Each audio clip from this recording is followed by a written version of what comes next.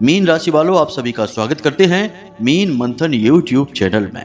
प्रिय बंधुओं, इस जन्माष्टमी मंदिर में जाकर चुपचाप दान कर आना, यह एक छोटी सी चीज, इसके बाद आपकी किस्मत का बंद दरवाजा खुल जाएगा और कुछ ही दिनों में आपके जीवन काल में घटेंगी 3 जिंदगी को बदल देने वाली बड़ी घटनाएं, जिनका सीधा लाभ आपको प्राप्त होगा। और इन 3 बड़ी घटनाओं में सबसे पहली और बड़ी घटना यह होगी कि आपके जीवन काल में चारों तरफ से पैसे की बरसात होगी। आप खुद भी देखकर यह चौंक जाएंगे कि आखिर कहां से आपके जीवन काल में पैसा आना शुरू हो गया है। और दूसरी सबसे बड़ी घटना आपके जीवन काल में यह घटेगी कि आपके जीवन में जितना भी कर्जा है, व्यापार में जितना भी घाटा है और जिंदगी में जो संकट के बादल मंडरा रहे हैं, वह सब कुछ समाप्त हो जाएगा।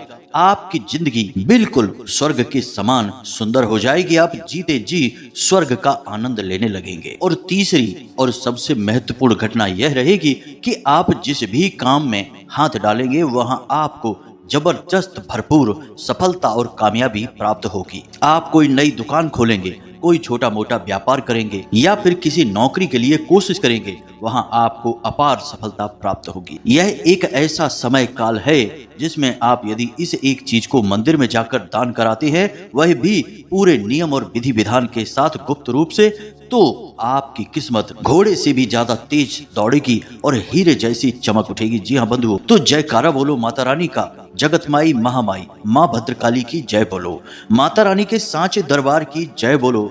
जय श्री कृष्णा, राधे राधे। बंधुओं, अब आप इस एक बात को ध्यान से समझिए, जीवन में कामयाबी और सर्वोच्च शिखर कब प्राप्त होता है। अक्सर इंसान को यह लगता है कि यदि वह मेहनत करेगा, पूरा दिमाग लगाएगा, पैसा लगाएगा, तो वह कामयाब हो जाएगा, एक सफल इंसान बन जाएगा, समाज में इज्जत, रुतबा, दौलत सब कुछ कमाएगा। लेकिन यह हकीकत नहीं है। यदि यह हकीकत होती तो हर इंसान जो व्यापार करने जाता है, खूब लगन से, मेहनत से, प्लानिंग के साथ काम धंधे व्यापार को शुरू करता है, फिर भी असफल हो जाता है। कोई विद्यार्थी पूरे मन से दिन रात मेहनत करके पढ़ाई करता है, फिर भी एक अच्छी नौकरी नहीं हासिल कर पाता है।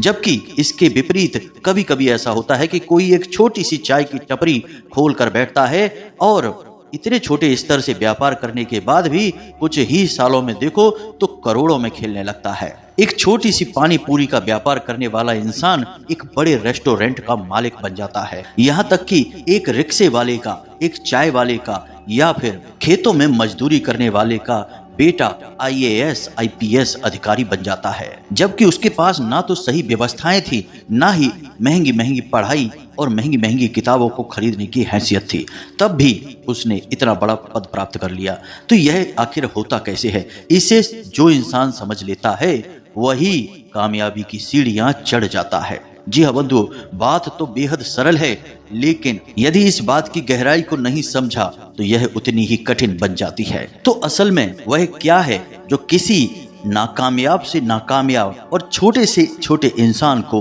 भव्य और बेहद कामयाब इंसान बना देता है, फिर चाहे वह कोई भी क्षेत्र हो। आज के इस वीडियो में, इस कार्यक्रम में हम इस विषय को पूरी गहराई के साथ समझेंगे। जी हाँ बंधु, आज के इस वीडियो में हमने अपने जीवन भर का पूरा अनुभव और ज्ञान डाल दिया है और इस बात की हम गारंटी देते हैं कि जो भी इस कार्यक्रम को पूरा देखेगा, अंत तक इसे देखकर और इसमें बताई गई बातों को समझकर अपने जीवन में उतारेगा, उस इंसान को दुनिया की कोई ताकत कामयाब होने से रोक ही नहीं सकती है। और सबसे बड़ी बात कि उसके जीवन में जितनी भी परेशानियां हैं, वे परेशानियां सब जड़ से गायब हो जाएंगी। इस बात की हम 100% गारंटी देते हैं। तो बस हमारा आपसे निवेदन यही है कि जिस प्रकार हमने दिल से मेहनत करके इस कार्यक्रम को आपके लिए तैयार किया है, केवल और केवल आपके जीवन की अड़चनें और परेशानियों को देखते हुए उन्हें दूर करने के समाधान दिए हैं, वैसे ही आपको पूरे धैर्य का परिचय देना होगा और ठंडे दिमाग से इस वीडियो को अंत तक जरूर देखना होगा, वरना ना तो हमारी मेहनत सफल होगी और ना ही आपके जीवन से कोई भी तकलीफ, कोई भी कठिनाई दूर होगी और ना ही भगवान की कृपा आपके जीवन में प्रवेश कर पाएगी, जो कि सबसे अधिक दुखद घटना होगी। जी हाँ बंधुओं, बिना ईश्वर की कृपा के तो अहिल्याबाई भी एक पत्थर की मूर्ति बनी रहती हैं, जब भगवत कृपा प्राप्त होती है तो मूर्ति से देवी बन जाती हैं। उसी प्रकार मानव का जीवन है, बिना भगवत कृपा के यह सिर्फ एक मिट्टी का ढेर बना रहता है जिसका कोई मूल्य नहीं होता है। उम्मीद है बंधु आप हमारी भावनाओं को, हमारी बातों को समझ रहे होंगे। तो चलिए आज के इस विशेष जीवन में क्रांतिकारी बदलाव लेकर आने वाले कार्यक्रम की शुरुआत करते हैं। लेकिन इससे पहले हम चाहेंगे कि आप माता रानी को आभार अवश्य व्यक्त करें। तो कमेंट में एक बार नहीं 3 बार जय मां भद्रकाली कृपा करो अवश्य लिखें। और यदि आप इस चैनल पर पहली बार आए हैं तो इस चैनल को सब्सक्राइब अवश्य कर लें। बगल में जो लाल रंग का सब्सक्राइब बटन है उसे दबाकर सब्सक्राइब कर लें और हमारे और माता रानी के दिव्य परिवार के सदस्य बन जाएं। और जैसे ही आप इस कार्य को करेंगे अगले ही दिन से आपके जीवन में माता रानी की कृपा और उनका आशीर्वाद पहुंचेगा और धीरे धीरे आपके जीवन से कठिनाइयां दूर होनी शुरू हो जाएंगी। तो इस अवसर को नहीं गंवाना है, जल्दी से चैनल को सब्सक्राइब करिए, फिर आगे बढ़ते हैं। तो बंधुओं अब हमारी बातों को जरा ध्यान से सुनना। भगवान श्री कृष्ण ने गीता में कहा है कि हे पार्थ अश्रुतश्च समुद्रद्धो दरिद्रस्य महामनः। इस श्लोक का मतलब यह है कि जो इंसान ज्ञान न होने पर भी अपने आप को ज्ञानी मानता है और उसी ज्ञान का अहंकार करता है, वह जीवन भर योजनाएं बनाता है, बड़ी बड़ी कार्य करने की कोशिश करता है, परंतु हर एक कार्य में असफल होकर दरिद्र का ही जीवन जीते हुए मृत्यु को प्राप्त हो जाता है। असल में यह श्लोक झूठे अहंकार के ऊपर है। जी हाँ बंधुओं, अहंकार कई प्रकार का होता है। हमारे शास्त्रों में अहंकार के कई प्रकार हैं। इनमें से एक अहंकार यह भी होता है जो सत्य पर आधारित होता है, यानी कि किसी के पास शक्ति है और उस शक्ति के ऊपर उसे अहंकार है। इसी प्रकार एक अहंकार यह भी होता है जो भ्रम पर आधारित होता है, यानी कि किसी के पास शक्ति नहीं है, बस शक्ति होने का भ्रम है और उसी भ्रम का उसे अहंकार भी है। यह सर्वथा भयंकर होता है, जीवन में सबसे बड़ा विनाश यही लेकर आता है। वैसे तो अहंकार का कोई भी रूप ठीक नहीं है। भगवान का अहंकार से हमेशा 36 का ही आंकड़ा रहता है, परंतु यह अहंकार जो कि अज्ञानता पर आधारित है और भी ज्यादा खतरनाक है, क्योंकि इस अहंकार के अंतर्गत इंसान मूर्ख कालिदास की तरह व्यवहार करता है। जब वे मूर्ख थे, बुद्धिमान नहीं थे, तो उसी डाल को काट रहे थे जिस डाल पर वे बैठे थे। ठीक वही कार्य करता है ऐसा इंसान। अब यह श्लोक और यह सीख हमने आपको अभी क्यों दी है, इसे अभी आपको हम थोड़ी देर में समझाएंगे और आप अच्छी तरह से समझ जाएंगे। अब अपने मूल विषय पर आते हैं, फिर आपको उस एक चीज के बारे में बताएंगे। तो क्यों इंसान लाख प्रयास करके, मेहनत करके कामयाब नहीं होता, दुख और तकलीफों को भोगता रहता है, तरह तरह के उपाय करता है, लेकिन हर उपाय असफल हो जाता है। ठीक वही उपाय जब कोई दूसरा इंसान करता है तो वह कामयाब हो जाता है, उसका उपाय सिद्ध हो जाता है, उसे लाभ प्राप्त हो जाते हैं। लेकिन इस इंसान का कुछ भी नहीं होता, यह केवल और केवल परेशानियों में डूबा रहता है। अब इस बात से कोई फर्क ही नहीं पड़ता है कि इस इंसान के पास कितना धन है, कितनी बुद्धि है, कितने साधन है। यह चाहे कुछ भी करेगा, हर काम में केवल औसत दर्जे की ही उपलब्धियां हासिल कर पाएगा और वे उपलब्धियां भी लंबे समय तक टिकेगी नहीं, समाप्त ही हो जाएंगी। जी हाँ बंधु, यह कोई बहुत बड़ा रहस्य नहीं है। इसके बारे में हम अपने कई वीडियो में पहले भी आपको बता चुके हैं, लेकिन अब फिर इस कार्यक्रम में बताने जा रहे हैं, तो जरा ध्यान से सुनिए। जब रावण के जो मेघनाथ हैं, यानी कि उनका पुत्र है, वह जब माता की कोख से उत्पन्न होने वाला था, उस समय रावण ने सभी ग्रहों को आदेश दिया कि सब एक सीध में हो जाएं। जब सारे ग्रह एक सीध में हो जाएंगे तो एक ऐसा शक्तिशाली बालक उत्पन्न होगा जो कि लगभग अमर ही होगा। लेकिन इन सभी ग्रहों में शनिदेव ने रावण की बात नहीं मानी और वे एक सीध में नहीं आए, जिसकी सजा शनिदेव को मिली, क्योंकि रावण बहुत शक्तिशाली था। उसने शनिदेव को कैद करके अपने राजमहल में रख लिया। अब यह कहानी आप अच्छी तरह से जानते हैं, लेकिन ये कहानियां हमें बहुत कुछ सिखा रही होती हैं। सिर्फ एक ग्रह ने अपना नियम तोड़ा तो मेघनाथ का, जिसे इंद्रजीत कहते हैं, उसका सारा जीवन ही बदल गया। तो अब यहाँ पर समझने वाली बात क्या है और आपके जीवन पर यह कैसे लागू होती है, इसे ध्यान से समझिए। सबसे पहली बात कि लोग जब धर्म का सम्मान नहीं करते हैं, भगवान पर पूरा विश्वास नहीं करते हैं और ग्रह नक्षत्रों की चालों को अच्छी तरह से नहीं समझते हैं, इन्हें भी ढोंग समझने लगते हैं, तो ऐसे इंसान उसी स्तर के मूर्ख होते हैं जिन्हें यह अभिमान होता है कि वे सब कुछ जानते हैं। उन्हें किसी से कुछ ज्ञान लेने की आवश्यकता नहीं है, ना ही किसी धार्मिक व्यक्ति से कोई धर्म की बात सीखनी है, ना ही किसी ज्योतिषी से किसी ग्रह के बारे में समझना है और ना ही मंदिर में जाकर भगवान का ठीक से पूजा पाठ करना है, क्योंकि मन में भक्ति उत्पन्न ही नहीं होती। जहाँ अभिमान होता है वहाँ भक्ति उत्पन्न नहीं हो सकती। भक्ति के नाम पर भी दिखावा ही करना है। तो ऐसे इंसान कितनी ही कोशिश करें, कुछ भी कर लें, कामयाब नहीं हो सकते, चाहे कुछ भी कर लें किसी भी कीमत पे। क्योंकि किसी भी इंसान की कामयाबी उसके कर्म, उसकी मेहनत, इस पर तो आधारित होती ही है, लेकिन भगवत कृपा का इसमें सबसे बड़ा योगदान होता है। अब इसे आप इस तरह से समझ सकते हैं कि किसी भी इंसान की जो किस्मत है वह एक चेक है, पैसे वाला चेक जिसमें हम पैसे भरते हैं, बैंक में जाते हैं, वह एक चेक है। और उस इंसान की मेहनत वह कीमत है जो वह इंसान चाहता है कि उसकी किस्मत उसे दे। तो वह उस कीमत को उस चेक पर भरता है, यानी अपनी मेहनत से अपनी किस्मत में कुछ लिखने की कोशिश करता है। अब उस इंसान के द्वारा की गई भक्ति, उस इंसान के द्वारा अर्जित किए गए पुण्य वह बैंक हैं जहां से इसके इस चेक का भुगतान होना है। जी हाँ बंधु, अब यदि उस इंसान के पुण्य, उसकी भक्ति बहुत ही कम है, ना के बराबर है, या फिर बहुत ही ज्यादा कमजोर है, तो इसका चेक बाउंस हो जाएगा। जी हाँ बंधु, फिर लोग कहेंगे कि बहुत मेहनत की फिर भी किस्मत फूटी है, भाग्य खराब है, काम में सफलता नहीं मिलती है, कार्य सिद्ध नहीं होता है। तो अब सबसे बड़ी बात यहाँ पर यह आ रही है कि यदि आपको अपने जीवन में कुछ भी चाहिए तो उसके लिए आपको अपने पुण्य का घड़ा भरना होगा, भगवान की भक्ति सच्चे मन से करनी होगी। अब यहाँ तक इतनी सारी बातें हमने आपको बताई। हो सकता है कि कुछ लोग यहाँ तक आते आते बोर हो गए होंगे, क्योंकि बहुत सारे लोग ऐसे होते हैं जो जल्दी जल्दी से सब कुछ हासिल करना चाहते हैं, इसीलिए जल्दी जल्दी से उनके जीवन में उनकी किस्मत भी उन्हें धोखा देती है और हाथ से आई सफलता भी फिसल जाती है। क्योंकि कुछ भी जल्दी जल्दी संसार में नहीं होता है, सभी चीजों के लिए समय देना पड़ता है, अच्छी चीजों के लिए अधिक समय देना पड़ता है। तो अब जब हमने आपको इतनी सारी बातें बताई तो इसका मूल, इसका सार क्या है, इसे आप ध्यान से समझिए। अब हम आपके जीवन के बारे में बात करने जा रहे हैं। सबसे पहला काम आपको हर हालत में करना है, किसी भी भगवान की, यानी भगवान के जिस भी रूप में आपकी आस्था है, विश्वास है, उनके नाम से कोई एक अनुष्ठान उठाइए और उस अनुष्ठान को पूरा करिए, नियमबद्ध तरीके से, खंडित किए बिना। जी हाँ बंधु, अब यह अनुष्ठान क्या होता है इसे भी ध्यान से सुनिए। भगवान की पूजा पाठ करने के 3 तरीके हमारे शास्त्रों में बताए गए हैं जिनसे भगवान प्रसन्न होते हैं, और इन तीनों तरीकों से भगवान के प्रसन्न होने की गति में अंतर आता है। जैसे ध्यान से सुनिए, पहला है पूजा पाठ, जिसे हम कर्म कांड कहते हैं। पूजा पाठ करने से, कर्म कांड करने से भगवान प्रसन्न होते हैं, लेकिन कितने प्रसन्न होंगे और कब प्रसन्न होंगे इसकी कोई गारंटी नहीं है, क्योंकि कर्म कांडों में इतनी मिलावट है कि लोग अक्सर भ्रमित हो जाते हैं। मतलब कि गा तो रहे हैं आरती, लेकिन ध्यान रखा है दुकान पर। भगवान के सामने बैठकर घंटी बजा रहे हैं, लेकिन चित्त रखा है दरवाजे पर, कौन आ गया कौन चला गया। यानी कि यह कर्म कांड पूजा जो है, यह अब इतनी शुद्ध नहीं रह गई कि भगवान को प्रसन्न कर सके। यह तो केवल एक फॉर्मेलिटी जैसी बन चुकी है, तो इस पर निर्भर होने से कुछ नहीं होता। अब दूसरा रूप है अनुष्ठान। अब अनुष्ठान कर्मकांड का ही बड़ा रूप है, लेकिन यह अधिक शक्तिशाली है, यह नियमबद्ध तरीके से होता है।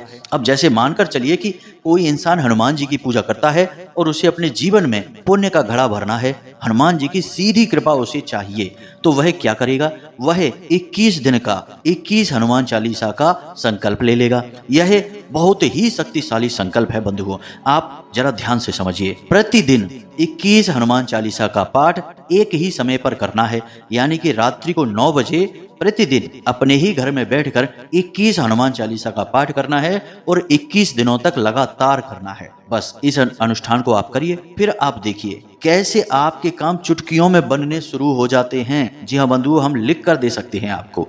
इसी प्रकार यदि आप भोले बाबा के भक्त हैं तो आप ओम नमः शिवाय यानी पंचाक्षरी मंत्र का 21 माला या 11 माला का 11 दिन का संकल्प ले लीजिए और आप देखिए कि कैसे चमत्कार होने शुरू होते हैं। यानी कि कर्मकांड से कहीं ज्यादा बेहतर और अधिक शुद्ध, अधिक शक्तिशाली रूप है अनुष्ठान। इससे भगवान बहुत जल्दी प्रसन्न हो जाते हैं, कुछ ही दिनों में परिणाम दिखाई देने लगते हैं। एक 21 दिन का हनुमान चालीसा का उपाय है। हमने इस उपाय के माध्यम से हजारों लोगों के जीवन में परिवर्तन देखे हैं होते हुए। जिनकी नौकरी नहीं लग रही थी उनकी 21 दिनों के अंदर अंदर ही नौकरी लग गई, कुछ की तो 7 दिनों के अंदर ही नौकरी लग गई। किसी का कर्जा चुक गया, किसी का घर नहीं बन पा रहा था तो घर बन गया, किसी का बेटा बाहर चला गया था और मिल नहीं रहा था, ना ही घर से संपर्क कर पा रहा था, वह भी घर वापस आ गया। जी हाँ बंधु, कई तरीके की समस्याएं हैं। समस्याओं के बारे में क्या बताना है, समाधान की बात करते हैं। तो आप कोई भी एक अनुष्ठान उठाइए। जी हाँ बंधु, आप हमारी बात मानिए, समझिए। हम अपने हर कार्यक्रम में अनुष्ठान की ही बात करते हैं, कर्म कांड पूजा की बात नहीं करते हैं, क्योंकि उनमें हमारा विश्वास नहीं है, वे मिलावटी हो चुके हैं। वे नित्य कर्म क्रियाएं हैं, उन्हें आप करिए, रोकिए मत, लेकिन अनुष्ठान अवश्य करिए। महीने में 2 महीने में एक बार कोई बड़ा अनुष्ठान जरूर उठाइए और भगवान के ऊपर समर्पित हो जाइए। नियमबद्ध तरीके से करिए। एक भी दिन अनुष्ठान खंडित नहीं होना चाहिए। अनुष्ठान की यही खूबी है, वह खंडित नहीं होना चाहिए। खंडित होते ही उसके दुष्परिणाम हासिल होने लगते हैं। इसलिए चाहे जीने मरने की ही स्थिति क्यों ना हो, अनुष्ठान करिए। अनुष्ठान के दौरान भगवान परीक्षाएं भी लेते हैं, तो कई बार जानबूझकर ऐसी स्थिति डालेंगे कि जब आपकी तबीयत बहुत खराब हो जाएगी या आप कहीं सफर में होंगे, कहीं ऐसी स्थिति में फंस जाएंगे जहां कर ही नहीं सकते इस अनुष्ठान को, तो सड़क के किनारे बैठकर करिए। जी हाँ बंधु, हम आपसे कह रहे हैं, यह कर्मकांड पूजा नहीं है, नित्य कर्म पूजा नहीं है, आपके लिए भाव की पूजा है। तो बस आप कहीं पर भी बैठ के, बस में यात्रा कर रहे हैं वहीं पर शुरू हो जाइए, ट्रेन में सफर कर रहे हैं वहीं शुरू हो जाइए, ऑफिस में हैं, घर नहीं जा पा रहे हैं तो ऑफिस में ही शुरू हो जाइए। रात्रि के 9 बजे काम शुरू कर दिया। जी हाँ बंधुओं, सब भाव के ऊपर है। अनुष्ठान में भाव महत्वपूर्ण है, क्रियाएं नहीं। तीसरा रूप है भगवान को प्रसन्न करने का तप, और यह तप बेहद शक्तिशाली है। तप आपने देखा होगा नागा साधुओं का, अघोरियों का, या हिमालय में गुफाओं में बैठे हुए जो लोग कर रहे हैं। तप के लिए संन्यास अनिवार्य है। गृहस्थ इंसान तप नहीं कर सकता है। हमारे शास्त्रों में गृहस्थ इंसान के लिए तप निषेध है, क्योंकि यदि वह तप करेगा तो अपनी पारिवारिक जिम्मेदारियों से उसे पीछा छुड़ाना पड़ेगा, जो कि उसके लिए पाप हो जाएगा। तो एक पाप करके आप भगवान को प्रसन्न नहीं कर सकते हैं, इसलिए गृहस्थी में तप नहीं किया जा सकता है। तो अब यहाँ तक आप समझ चुके हैं कि आपको क्या करना है। अब यदि आप हनुमान जी के आराधक हैं, या फिर आप भोले बाबा की पूजा करते हैं, माता की पूजा करते हैं, भगवान के जिस भी रूप की आप पूजा करते हैं, उनके रूप से जुड़े हुए अनुष्ठान जो शास्त्रों में वर्णित हैं और बेहद शक्तिशाली हैं, उनके बारे में आप यदि हमसे जानना चाहते हैं तो आप व्हाट्सएप नंबर पर अपने आराध्य का नाम लिखकर भेजिए। हम आपको संपूर्ण अनुष्ठान की विधि लिखकर यहाँ से भेज देंगे। इतना हम आपके लिए अवश्य ही कर देंगे। फिर आप उस अनुष्ठान को उपयोग करिए, और जब हम उस अनुष्ठान की विधि देंगे तो वह असल में गुरु के द्वारा दिया गया अनुष्ठान होगा, जो कि और भी अधिक सिद्ध हो जाएगा। जी हाँ बंधुओं, गुरु शिष्य परंपरा का पालन होगा। यहाँ पर हमारे शास्त्रों में हर एक विधि की एक अलग शक्ति है, तो इस विधि की शक्ति बहुत अधिक है। अब दूसरी चीज यहाँ पर, यह तो भक्ति है जिससे भगवान प्रसन्न हो जाएंगे, भगवान का हाथ आपके ऊपर आ जाएगा, फिर आपका कोई बाल भी बांका नहीं कर पाएगा। दूसरी चीज है जो पुण्य के बारे में है।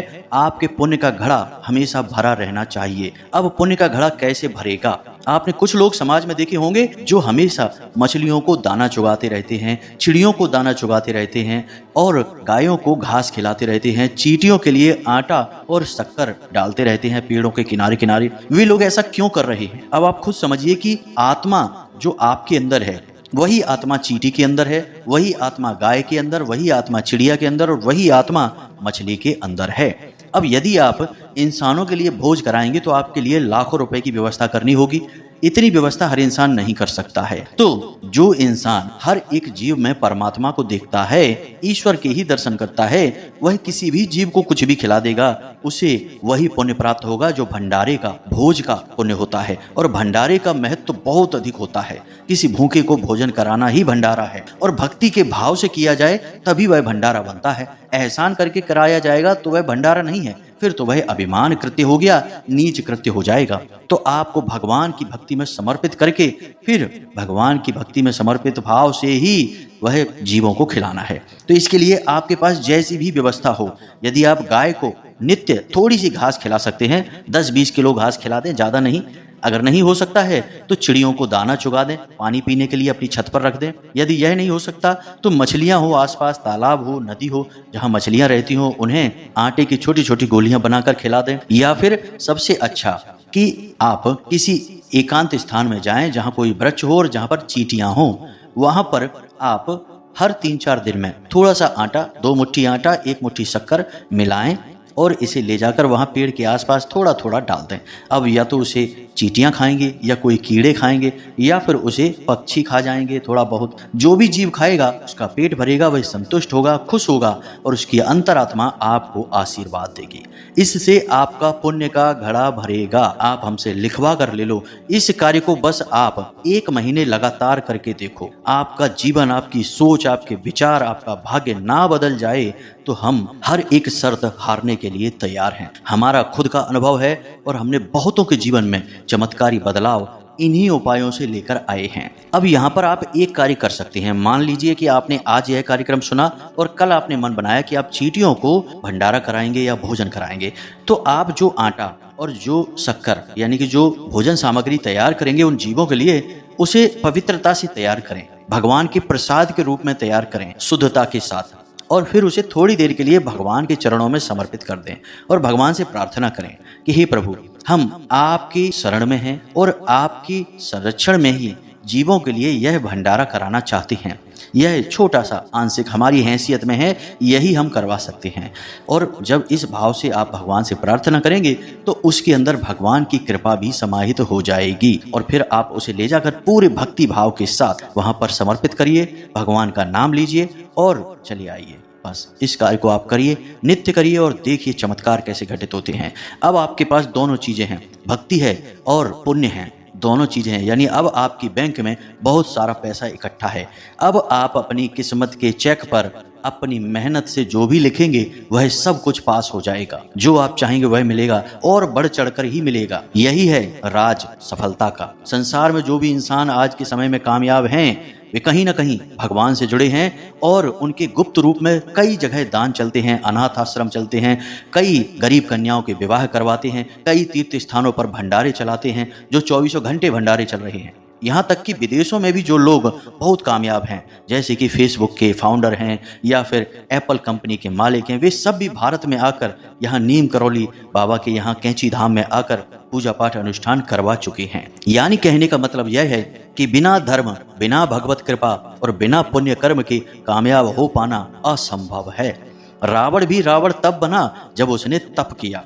बिना तप किए वह रावण नहीं था, वह एक सामान्य पुरुष ही था। जब उसने कठोर तप किया, अपने 10 सिर काट कर हवन कुंड में डाल दिए, तब जाकर भगवान प्रसन्न हुए। इतना भयंकर तप कोई कर सकता है आज के युग में? कोई नहीं कर सकता है। हम तो छोटे छोटे अनुष्ठान बताते हैं, लोग वे भी नहीं कर पाते हैं।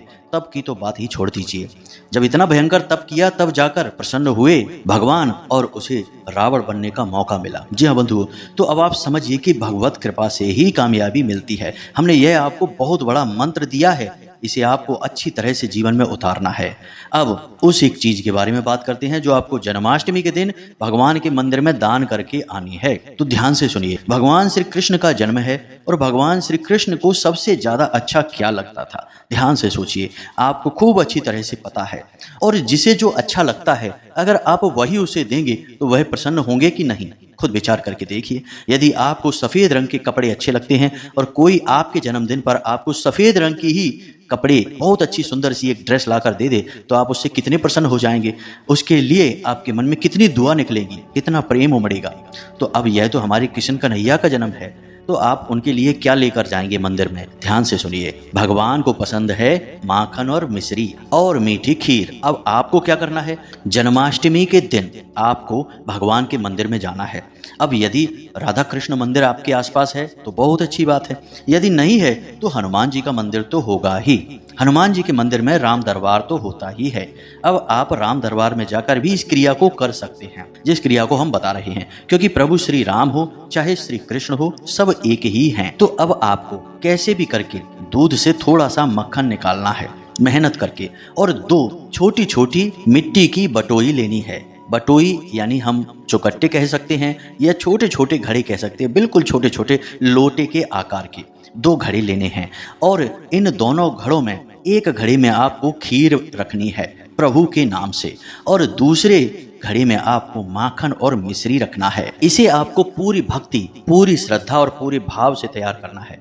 अरे भगवान के लिए तैयार कर रहे हैं, कोई छोटी मोटी बात है क्या?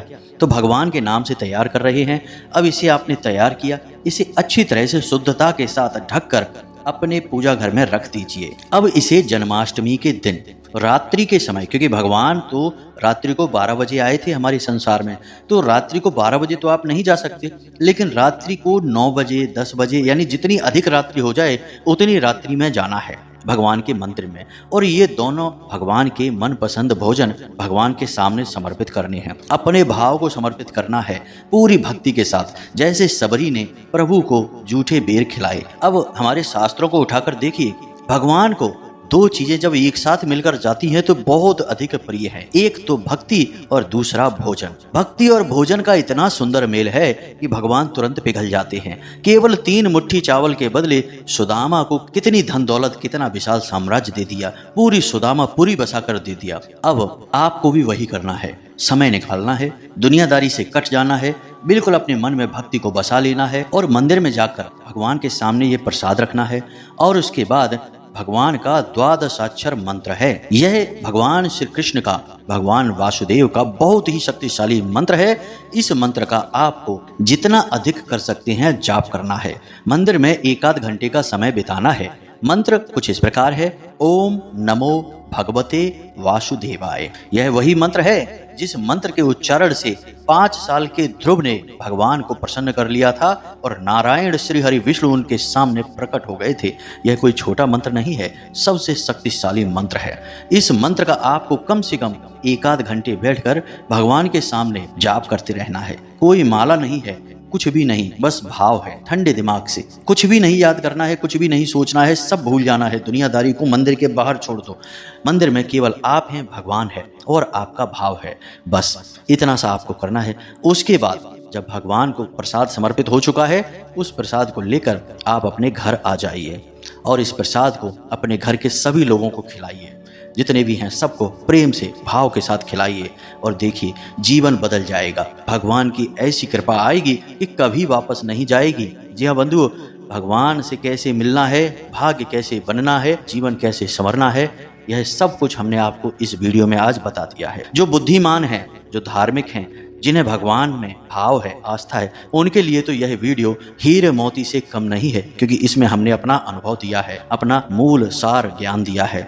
और जो लोग अधर्मी हैं, मूर्ख हैं, जैसा कि हमने उस श्लोक में कहा था, स्वयं भगवान बता चुके हैं, उन लोगों के लिए यह वीडियो केवल एक बकवास है, कंकड़ पत्थर है और कुछ भी नहीं। तो अब उम्मीद करते हैं कि आपको सारी बातें समझ में आ गई होंगी। इन बातों को आप अपने जीवन में उतारेंगे और अपने अच्छे अच्छे अनुभव हमें कमेंट करके बताएंगे। कुछ समय के बाद हमें भी आपके अच्छे कमेंट, अच्छे अनुभव सुनकर बहुत अच्छा लगता है। हृदय में शांति का वास हो जाता है और लगता है कि हमारी भक्ति का घड़ा भर रहा है। अब यदि कोई प्रश्न आपके मन में उठता है तो आप कमेंट करके पूछ सकते हैं, या व्हाट्सएप नंबर जो वीडियो के डिस्क्रिप्शन में दिया गया है उस नंबर पर मैसेज करके भी पूछ सकते हैं। हम आपके प्रश्नों के जवाब देने की पूरी कोशिश करेंगे। इसी के साथ साथ आज की इस वीडियो को विराम देते हैं। हमेशा हंसते रहिए, मुस्कुराते रहिए, सकारात्मक रहिए और दिन में एक बार मंदिर अवश्य जाइए, क्योंकि आपका उद्धार वहीं से होना है। मिलते हैं अगले ज्ञानवर्धक वीडियो में, तब तक के लिए धन्यवाद। प्रेम से बोलिए जय माई की, जय मां भद्रकाली। माता रानी आपका कल्याण करेंगी। धन्यवाद।